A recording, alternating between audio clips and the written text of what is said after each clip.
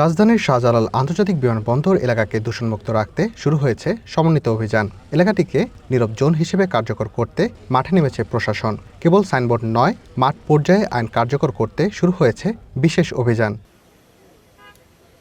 অভিযানে অংশ নিয়ে পরিবেশ উপদেষ্টা সৈয়দা রিজওয়ানা হাসান স্পষ্ট জানিয়েছেন, আইন মানতে সচেতন হওয়ার বিকল্প নেই। আমি পৃথিবীতে আর কোনো দেশ এরকম দেখিনি এই পরিমাণ হর্ন বাজে। ঢাকাতে নামলে বিমানবন্দরের দরজাটা খুলে বের হলেই যেই পরিমাণ হর্নের শব্দ আসে, রীতিমতো লজ্জা হয়।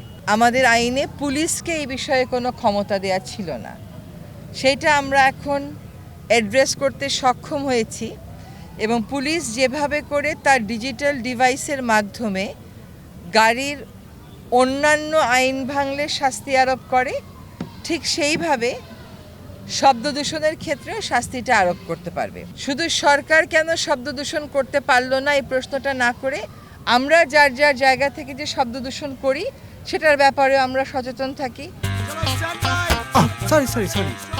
লাইফে কখন কি হয় গ্যারান্টি আছে? তাই ইন্স্যুরেন্স করুন সিটি ব্যাংকে, কারণ ইন্স্যুরেন্স করলে সিটিতে সুরক্ষা পাবেন নিশ্চিতে।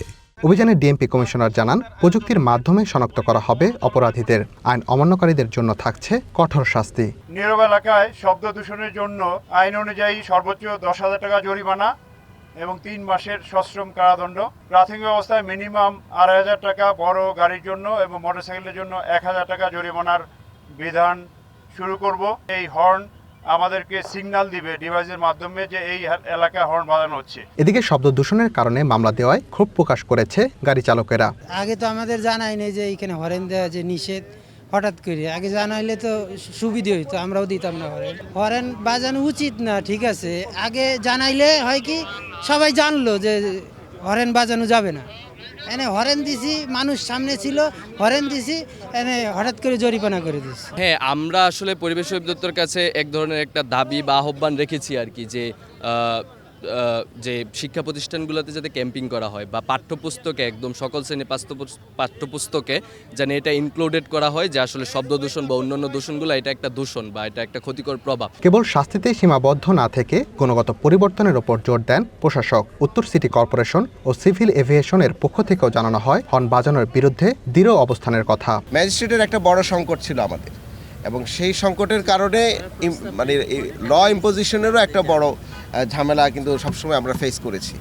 এবং আপা আসার পরে একটি বড় কাজ করেছেন যে এখন ডিএমপিকে সরাসরি এই ক্ষমতায়ন করা হয়েছে যে তারা স্পটে বসেই বায়ু দূষণ, শব্দ দূষণের ক্ষেত্রে সরাসরি মামলা ফাইল করতে পারছেন এবং পানিশমেন্ট দিতে পারছেন।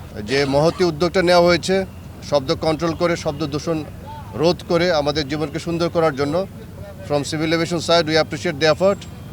আমাদের সিভিল এভিয়েশন পক্ষ থেকে যত রকম সহায়তা করা যায় এই এফর্টটাকে চালু রাখার জন্য, সফল করার জন্য উইল ডু দ্যাট। হর্ন বাজানোর ফলে শুধু শব্দ দূষণ নয়, এর কারণে আর্থিক, মানসিক ও শারীরিক সমস্যার সম্মুখীন হতে হচ্ছে সাধারণ মানুষকে। আর হর্নের প্রভাবে 65% ড্রাইভারের কানে ক্ষতি হয়। Rakib Hasan, one news, Dhaka.